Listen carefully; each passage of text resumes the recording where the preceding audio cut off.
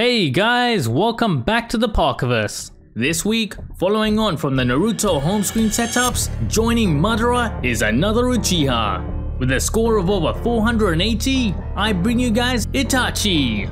And for those of you unaware, this is going to be another one in my series on how to customize your home screen like a pro. A series where I show you how you can easily and quickly get these stunning minimalistic setups on your Android phones. So if you haven't already, make sure you check out the previous episodes. And following that format, I'm going to show you how you can take a basic home screen setup and turn it into something like this. But before we get started, if you like this video and want to see more just like this, make sure you like and subscribe to help support the channel. And don't forget to submit your live wallpaper and home screen requests right from within the Epic Live Wallpaper app. Just head to the live section and then click on the request button. And remember to boost your favorite ones using both the heart and the booster buttons here. So here he is, Itachi Uchiha summoning crows from his body. With this live wallpaper, I've made sure to leave plenty of space around the main centerpiece so you guys can add your own twists to this home screen setup.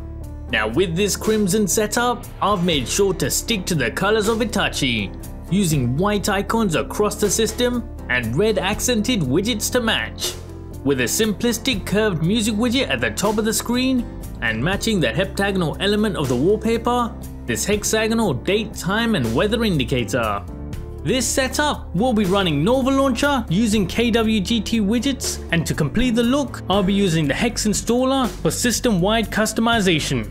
The link for these and everything else that you're going to need are going to be in the description below. Now as a quick note, if you want that full screen edge to edge look for your home screen setup without those ugly signal bars, then make sure you disable the notification bar within Nova Launcher settings. And to get this comfy icon layout, make sure to head to Nova's home screen settings and change the grid size to 5 across and 10 down. And to really clean up your home screen, I highly recommend you turn off icon labels, increase your icon size, as well as disabling your home screen dock. Now that we have that out the way, the icon pack that we're using in this setup to stand out from the dark backdrop and match the white lines of Itachi is the Light Void icon pack. Just simply head to Nova's look and feel section and set the pack as your system icons. And before we go any further, make sure you grab this unique wallpaper from my very own custom creation app. Just simply head to the live video section and you'll find it there. And remember, if you have any wallpaper suggestions of your own, make sure to let me know from right within the app itself and boost the ones that you want to see next. Next up, these awesome KWGT widgets. Starting at the top of the screen with this simplistic curved music indicator. Courtesy of the Dope Music Pack is number 24. Just simply load it to your home screen, then resize and reposition it. For a quick guide on KWGT manipulation, make sure you check out the video in the top right corner. And once you're done with this simple size adjustment, let's move on to the second widget. This hexagonal time, date and weather indicator, which we're going to mod to include the Uchiha crest and alter its color to match the bright reds of Itachi's jacket. The base of which is number 14 from the Toucan pack. But before we get into customizing the widget, we need to make sure that we enable widget overlapping. You can find this at the bottom of Nova Launcher's home screen section. Just simply make sure to enable both of these options here. Now that we have that out the way, let's load in our KWGT layout to our home screen. But before we jump into the KWGT customization, make sure to grab the Uchiha crest image from the internet. I'll leave a link for the one that I used in the description below. Now on to the widget customization. So let's start with repositioning the widget to the center of the canvas.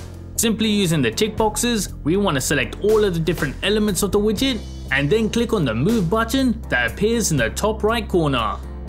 And once we're done with the positioning, let's replace that user image hexagon with the Uchiha crest.